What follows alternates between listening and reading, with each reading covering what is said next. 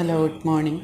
ഇതൊരു അടിപൊളി ദോശയാണ്. ഞാൻ ഇന്നലെ വീഡിയോ ഇട്ടിട്ടുണ്ടായിരുന്നു. ഓട്സും മുരിങ്ങയിലും എല്ലാം കൂടി ചേർത്ത ഒരു ദോശയും അതിനോടൊപ്പം തന്നെ നമുക്കൊരു മുട്ട ഓംലെറ്റും അത് നമ്മൾ ഉണ്ടാക്കുമ്പോൾ അതിൻ്റെ മുകളിൽ കുറച്ച് മുളക് പൊടിയാണ് ഇട്ടേക്കുന്നത്. അപ്പോൾ നമുക്കൊരു ടേസ്റ്റ് കൂടും അതിനുവേണ്ടിയാണ് മുളക് പൊടി ഇച്ചിരി ഇട്ടേക്കുന്നത്. അതിൻ്റെ കൂടെ നല്ലൊരു മുട്ട ഓംലെറ്റ്, അതിൽ നമ്മൾ കോവയ്ക്കൊക്കെ അരിഞ്ഞ് ചേർത്തിട്ടുണ്ട്.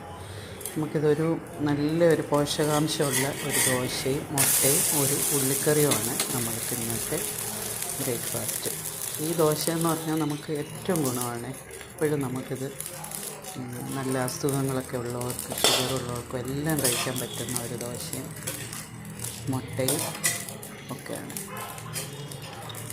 എല്ലാവരും ഇതുപോലെ ഒരു രാവിലത്തെ പ്രാതലിന് ഇതുപോലെയൊക്കെയുള്ള ദോശയും മുട്ട ഓംലെറ്റും ഉണ്ടാക്കി ഇതുപോലെ ഉള്ളിക്കറിയുടെ കൂടെ നമുക്ക് മുട്ട പുഴുങ്ങി വെച്ചാൽ നമുക്ക് മുട്ടക്കറിയായിട്ടും എടുക്കാവുന്നതാണ്. ഇത് മുട്ടക്കറി തന്നെയാണ് ഞാൻ ഉണ്ടാക്കി വെച്ചിരുന്നത്. അതിൽ നമ്മൾ മുട്ട വേറെ പൊരിച്ചെന്നുള്ളതേ ഉള്ളൂ. നല്ല മുട്ടക്കറിയാണത്, മുട്ടക്കറിയുടെ ഉള്ളിയാണ്.